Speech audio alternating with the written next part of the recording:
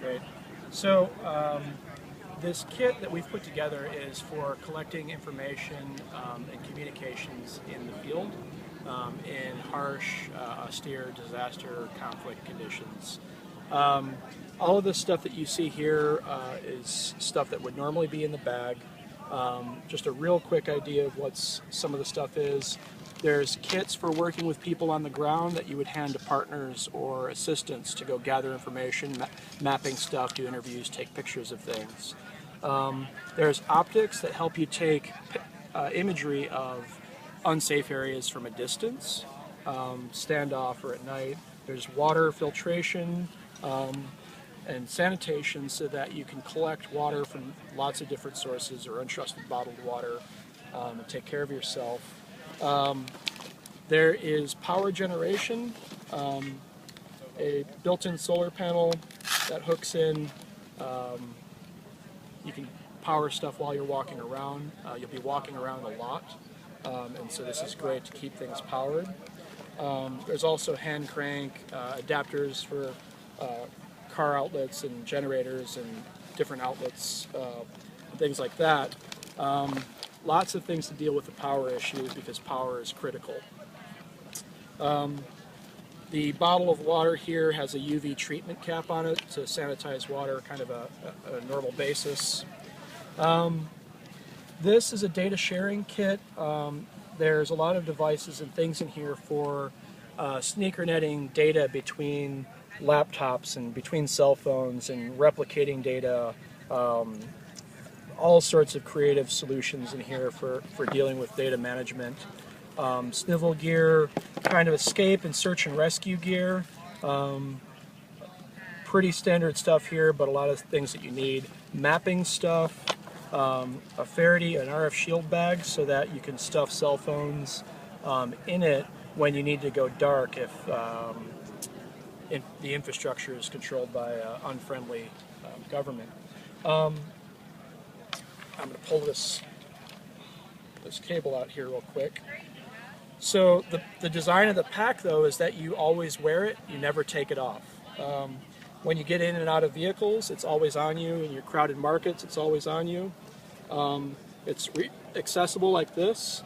So your normal work is using things here. So all of the stuff that you do in the majority of your day is pulled off of here, and it's readily accessible. I think I just dropped the phone here. Smartphone is the heart of it. So this is your primary information gathering device. This is what you're using to collect mapping, imagery, video, audio, telemetry data, connect to other sensors, connect to other people's laptops, share data, upload data. The satellite link on here allows you to send your own data up so that even if there isn't working outbound connections, you can still communicate with home base. Pen and paper and these glasses. And so what these glasses are is they record full motion video, HD video, as well as time-lapse pics, depending on how you want to do it. The reason being is in a disaster, and particularly in conflict zones like Somalia, people are a little bit skittish about you holding up a camera or a phone to them. You're doing a refugee camp survey or an area where people have collected after a disaster looking for aid or relief. You don't want to be walking around holding something up and making them nervous. So these glasses work really well. So normally what you would be doing is you would probably be walking around, doing an assessment, talking to people, and the glasses are recording everything that you're normally doing.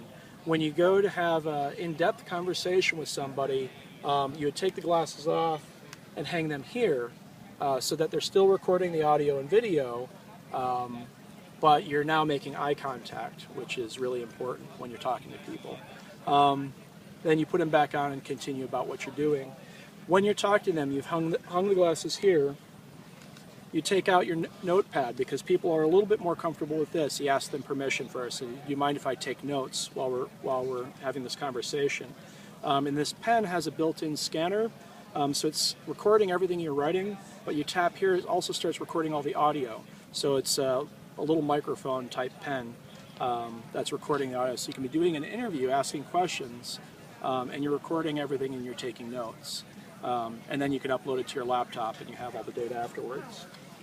Sometimes people are comfortable, and you make sure you're always ask permission.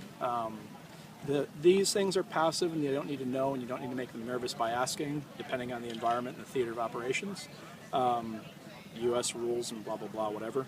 But sometimes people are comfortable. You say, do you mind if I take a picture or a video of this? And so then you can get out the phone and do something. It's useful to do that every now and again, just to show people that you're using that to collect imagery and to give people a sense that maybe you are doing that. It's a useful thing. The other nice bit about this is this gets you GPS tagged imagery, which is useful for search applications later on. So these are the tools that you use to do interviews and talk to people and gather information, collect imagery, video, and audio, notes, reports, stuff like that. And they all should be right here and accessible. Probably should have started off with this, and I'll be introducing this to folks, but can you maybe in a few sentences describe what you do? So what's your primary job? We're talking about some of the gear, and I'll share that with folks too. My primary job is to go out into the field. We do open source intelligence collections in a nutshell, or gather information from disasters, conflict zones, and other humanitarian crises. OCONUS, international focus, we don't do anything domestic. And we specialize in areas that are hard to reach. So Somalia, Libya, Syria, Nicaragua, Colombia, places where it's difficult to perform these operations. And the idea is to collect, and a lot of these places also have last mile challenges. They're not all on Twitter, and they're not all connected to the internet. And so a lot of times there's no good open shareable information for other humanitarian workers or UN or state that are trying to go in and deliver relief or help something. And so what we do is we collect information that's unclassified and open and shareable to make other organizations more effective. And can you give me maybe an example? You were describing a recent operation that you did, or one of the more recent ones that you did that... So Somalia is a good one. It's a perfect. I use that case study a lot because everyone is familiar with it, and it also boils down a lot of different problem sets. So Mogadishu, at the time when I was there a couple of years ago, Al-Shabaab still controlled some parts of it, but it was pushed mostly out. The African Union was there. It was really the Ugandan troops doing most of the fighting, but even amongst the civil war, even amongst the transitional federal government, there was still factions and tribalism, and so there was a lot of nervousness on the part of people with talking to aid workers or foreign entities. Al-Shabaab basically did behead people or kill people for working with either the TFG or aid workers. So there was a fair amount of sensitivity that had to be taken in how you gathered information, how you did assessments. But we would do refugee or IDP, internally displaced people is what they called, because they're not refugees technically. Camps. Everyone that was fleeing the famine to Mogadishu for famine relief. And they would just impromptu squat in bombed out buildings or in camps outside of town. And so we did an assessment of whether or not it was safe for civilian aid workers to go in, and then also kind of what aid was needed and where camps needed to be. Thanks. No worries.